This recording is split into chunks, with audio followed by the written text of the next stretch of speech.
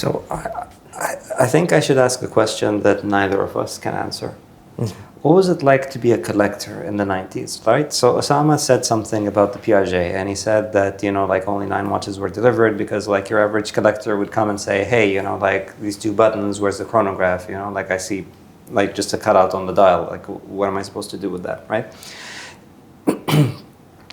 For me, I mean, like as someone who was on a lot of the forums back then, well, I can't say 90s, but like I can say probably like early 2000s, 2002, 2003, and like looking at older posts at the time.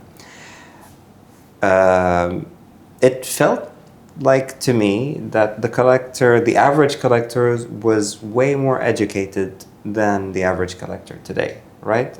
At least from like what I can see and what I can tell, and from like whoever claims to be a collector in today's world. So would you agree or disagree with that? Do you think that the average collector back then was like, they didn't know what they were buying into? Are they still kind of like the same as the collector that we see today, that, hey, like this is popular, or so-and-so wore this watch, I need to get this watch because like that person that I idolize, football player or actor or whatever, movie star, is wearing this watch? Or was it more of like more technical kind of approach, that I'm buying this because it has a special escapement. I'm buying this because the movement architecture is unlike anything I've ever seen before? First of all, you need to separate people, say, who buy Rolex, for example, which is a mass-produced watch. People who are buying it are different from people who are buying a Vacheron or a Patek. It's a completely different clientele. And in the 1990s, most of them are actually very highly educated about watches, because you can see them in Baselworld. Don't forget, Baselworld was open. They had public days, which SIHS at that time didn't. So a lot of these collectors were coming to Baselworld year by year. They had a lot of dedication. But the number of collectors at that time was much smaller than what it is now. So if you're looking at an average, yes, I would say the 1990s are much more, they have much more educated collectors, but the number is much smaller. So this is very interesting, because like today, you see complications, like I'm not going to name brands or anything. I'm just going to like very generally like kind of gloss over a few things that I've noticed over the last couple of years. We see something as crazy as a multi-axis tourbillon without a seconds indicator, which makes absolutely no sense in my opinion, because supposedly you have created the ultimate nullifier of gravity in order to achieve the maximum level of chronometry that you can in a watch, yet you are not able to measure it. Back then, I think such a thing would have been quite shameful. And I believe that a lot of these independent watchmakers, like the data that they provided on their watches, there was the chronometry competition, the press releases were very detailed if they existed at all. The write-ups were like full of like technical jargon, like things like even the old terminology that no one used to say gear train. They used to say going train, because like that's how it was translated back then. You know why? What? Because they had to do all of that. If you want to get information from a company, yeah, it took forever. So what they did was, in the press release, they put everything. No, they literally just they packed it with as much information as they could, which was, at that time, it was the best way to do it. So it's different than what it is now. Now you can easily just email a company and ask their PR department and ask them about a certain complication if you want to ask about it. At that time, it was not that easy. Here's a question. So you're saying collectors at the time were educated. Yeah. I think that's a bit broad in terms of answering that, because there are, like, for example,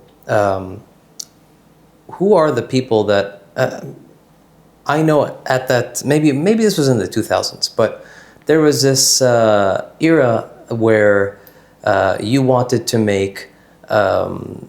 add more jewels into the watch, because there was a large group of people buying jewels. Like I know for myself, when I first got into watches, not knowing any better, I thought that something that had more jewels was more precious. And it was more complicated, and I should probably buy it. Same watch, same complication. One could be an ETA with a module or something, and one might be, but you know, this has more jewels. So what level of education did, or maybe I could say, there was very educated people that necessarily weren't buying these watches because the target price point at the time was a bit too much. The age is different at that time. Age is different, okay. Collectors at that time that would go to Baselworld, they're in their 40s and 50s. Okay. It's not like now where you find someone in his 20s buying watches. Fair. It's a very different age group, because don't forget, there was no social media, there was nothing. Okay. So all these people who are in their 40s and 50s, they grew up with watches. Okay. And so it's a different age. So who is buying a Piaget Grand Sonnery in the 90s? And who is buying a Philippe Dufour Duality in the 90s? Based on your experience. I would say a Piaget is easier to sell than Philippe Dufour's, to be honest. Okay. But because what is... Piaget is just a much more known brand. Okay. So it was more acceptable to have someone not know what they were buying from Piaget versus I really need someone to understand my stuff with Philippe Dufour. No, I think, okay, I see what you're getting at here, okay? You're calling out the ignorance of collectors, and I will not allow that to happen. I shall defend the generation. I mean, no, I wasn't there at that time, so I can't say, and my question is very genuine. I want to know, I guess there will always be not very intelligent collectors and the rather more educated ones, but what's the percentage? I think the percentage is not that we should, percentage. The way I thought about it is that the ratio of educated collectors versus uneducated collectors was way higher before. Okay. Right? This is what I think. Because it's different than now. People now wear a watch to show off. At that time, for example, you were buying a nice watch, everybody knows the brand. At that time, nobody knew what you were wearing. Okay. So when you buy something, you buy it out of passion. I mean, even Rolex was Rolex buyers are different, I would say, than the other brand. Yeah. No, but I suppose if back then, if you bought a Patek, not necessarily everybody knew what you were buying, right? Like, right. I would imagine someone wearing, like, I don't know, say a 3940, 3970, something like that, right?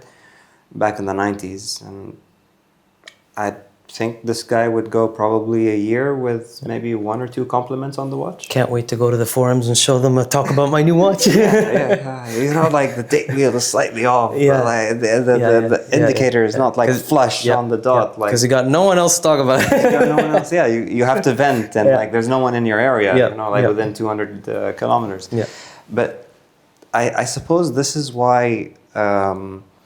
It was so challenging to be an independent watchmaker back then, right? Because like you not only had to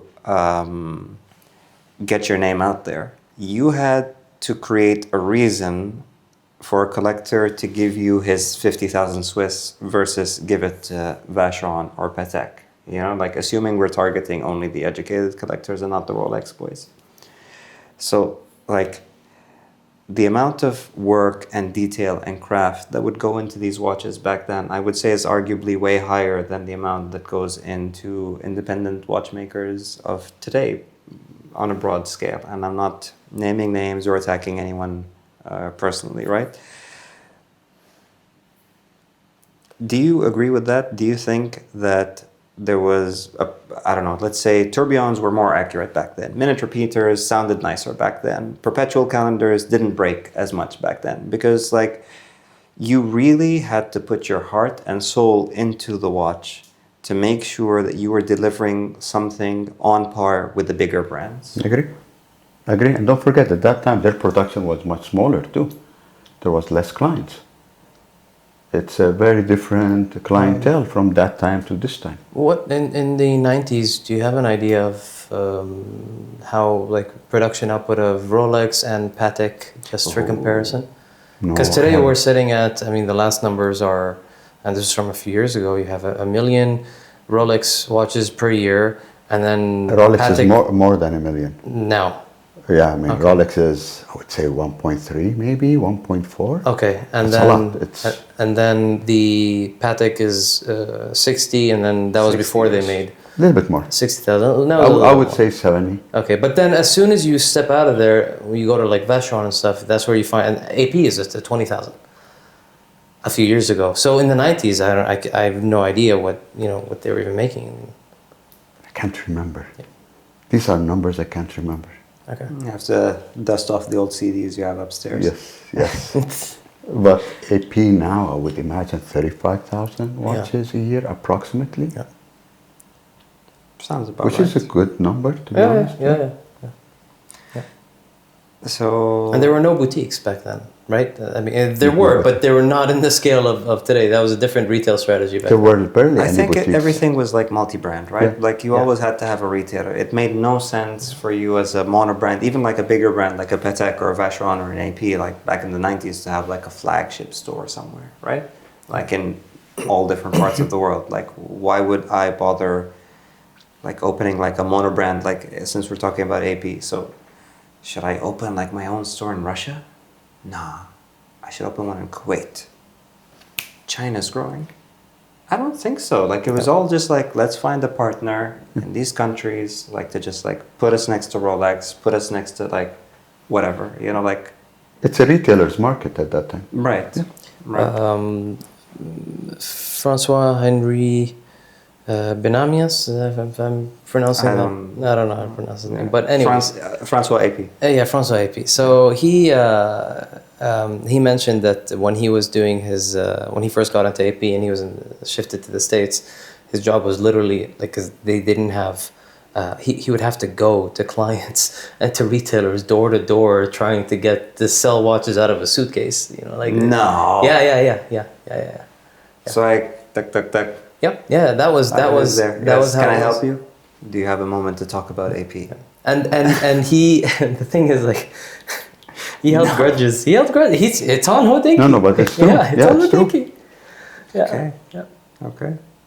Yeah. His interview, that's what he said. He's like, that's what I started, and look where I ended up. Not It's bad. true. Quite a bit of people. This is how we used to sell watches. You Door used to take door? it Door to door.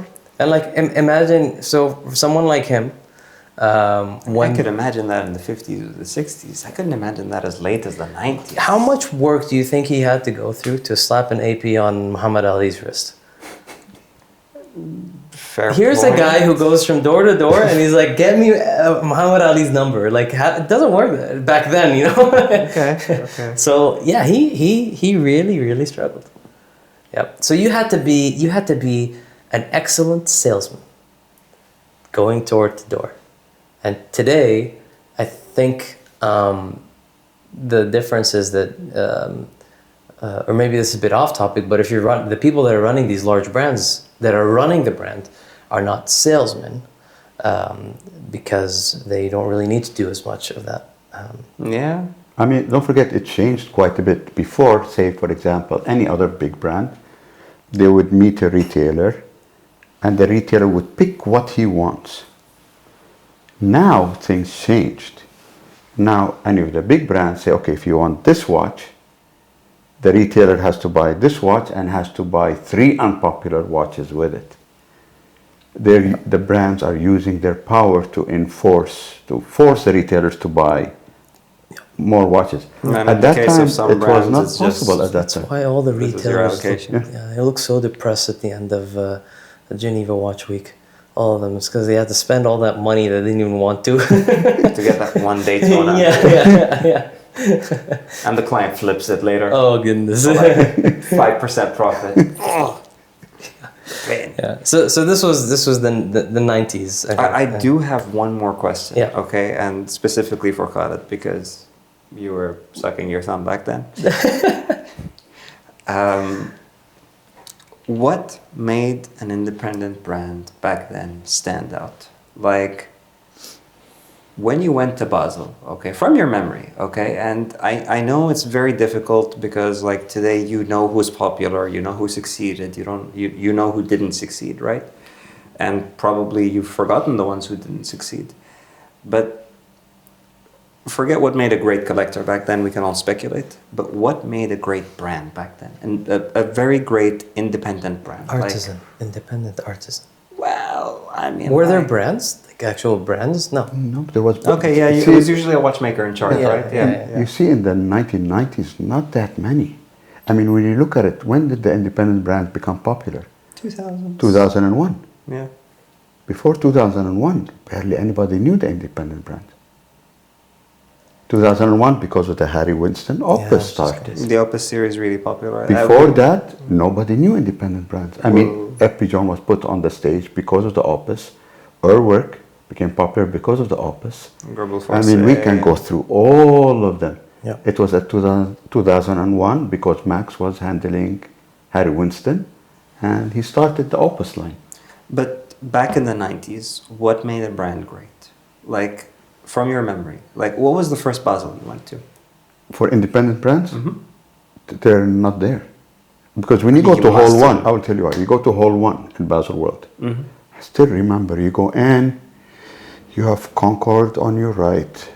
On your left, I think you had Ebel, and then Coram, and then Hublot. You already know everyone. And as you go straight, you have the Swatch Group stand. So pretty much the whole floor, the first floor, are big brands.